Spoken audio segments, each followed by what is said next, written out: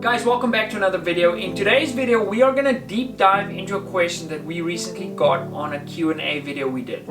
The question was, Pete, if you could only have one caliber, what would it be? Now, I'm going to eliminate some variables, okay? And we're going to keep this to bolt action rifle only for the purposes, because that's kind of what we do on this channel, right? So before we get there, I asked you guys, what caliber would you have if you could only have one caliber? And I read most of the comments on that video. In fact, I try my best to read all the comments on all my YouTube videos. It does get difficult, but I think that gives me a good idea of what you guys want. How do you like the videos? I'm gonna go out and say there's a couple of really mean people out there on the internet, but you know, you're always gonna have them, but Jesus loves them too. Nonetheless, you guys said that you would more than likely, or the vast majority of people said, 308 was one of the ones that kept coming up. 300 Win Mag, okay, that came up a lot. I also saw some 300 PRC in there. I did see a whole bunch of 6.5 Creedmoor, that goes without saying, and we also had some 300 Wisdom, or WSM as we also call it here in South Africa. Now, I gave that some thought, and you know, 308, you can make a hell of an argument for 308 as the rifle that can do it all. So let's quickly roll that back a little bit from my side. Like, what would I look for characteristically? I don't know, whatever.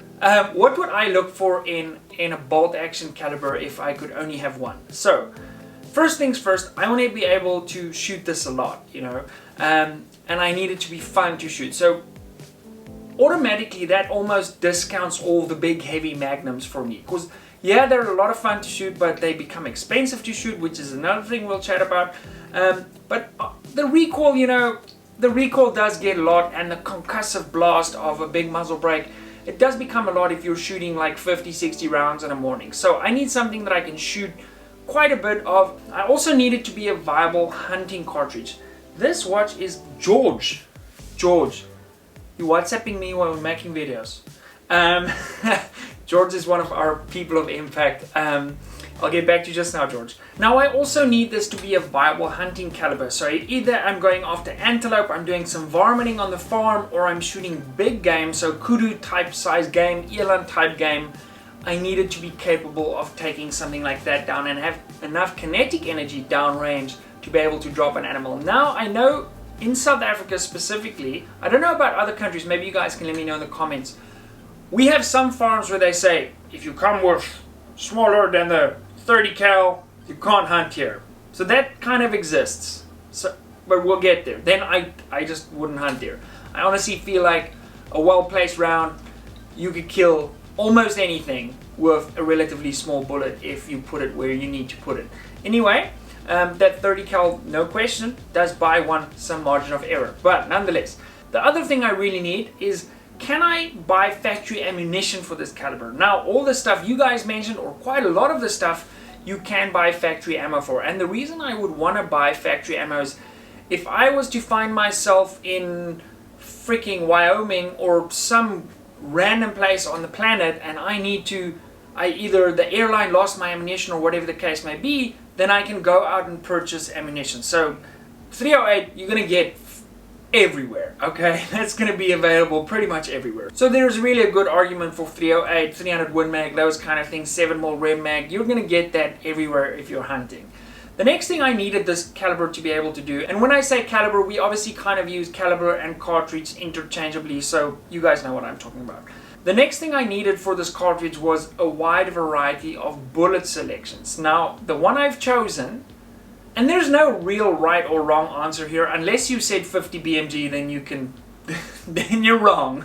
Although, with enough powder and that big bang, you could probably fix just about everything. But you're not going to shoot a lot, that goes without saying. I have chosen a caliber, in this case I mean bullet diameter, that offers a massive variety of bullets, whether it's target style bullets, hunting style bullets. So I'm certainly not going to be limited there. The other thing is components. If I was to reload this caliber, could I buy, you know, brass cases for this cartridge? And that absolutely is the case. Now, I don't know at this point in time. Pause the video, let me know in the comments below, and don't cheat this. What do you guys think I'm leaning towards?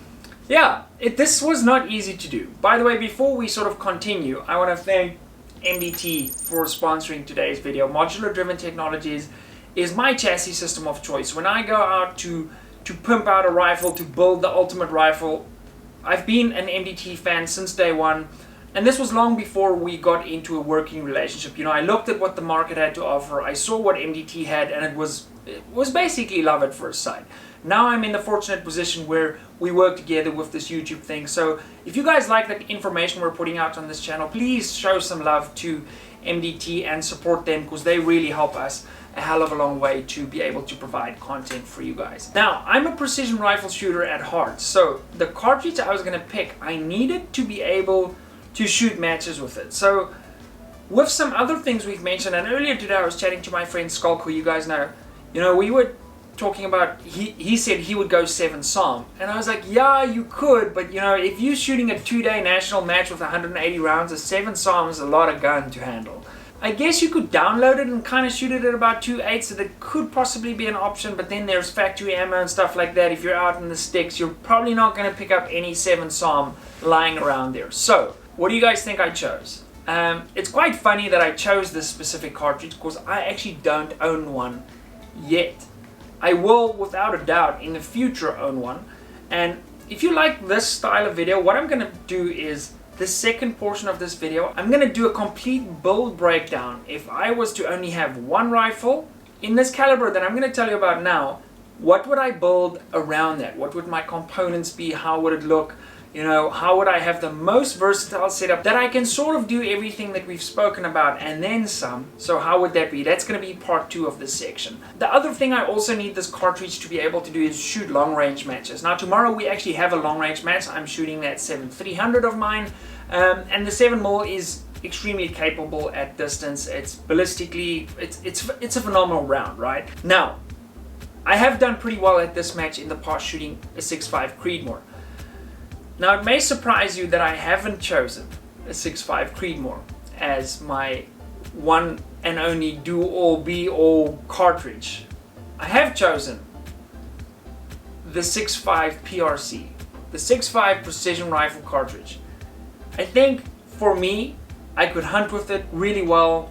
My wife can shoot it, there's not a lot of recoil, you could shoot that thing all day. You could shoot precision rifle matches with it if you like shot the 144s maybe. I mean, that's what it was designed for.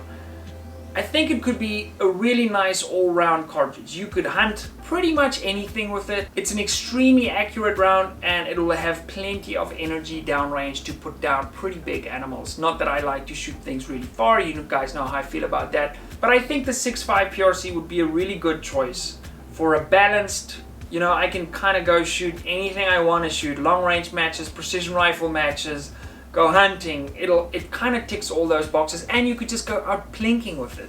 You're going to have factory ammo pretty much everywhere you go. There's plenty of components available. The 6.5 as a caliber has obviously got an incredible library of bullets available that you could choose from should you choose to hand load for this cartridge. So yeah, I think it'll be a well balanced, fast little 6.5.